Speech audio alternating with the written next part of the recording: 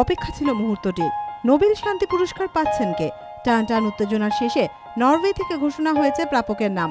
আফ্রিকার অন্যতম মুসলিম রাষ্ট্র তিউনিসিয়ার সংগঠন দ্য টিউনিশিয়ান ন্যাশনাল ডায়ালগ কোয়ার্টেটকে দেওয়া হয়েছে নোবেল শান্তি পুরস্কার। Tunisian National Dialogue Quartet for its decisive contribution to the building of a pluralistic democracy in Tunisia in the wake of the Jasmine Revolution of 2011.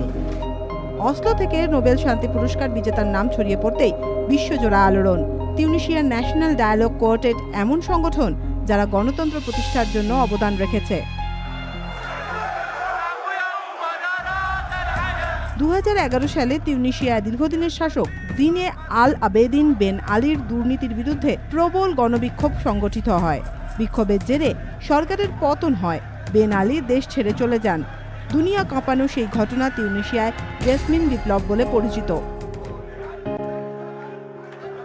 আর বিপ্লব পরবর্তী সময়ে দেশে গণতন্ত্র প্রতিষ্ঠা, মৌলিক অধিকারকে সুপ্রতিষ্ঠিত করার জন্য তৈরি হয়েছিল দ্য টিউনিশিয়ান ন্যাশনাল ডায়ালগ কোয়ার্টেট।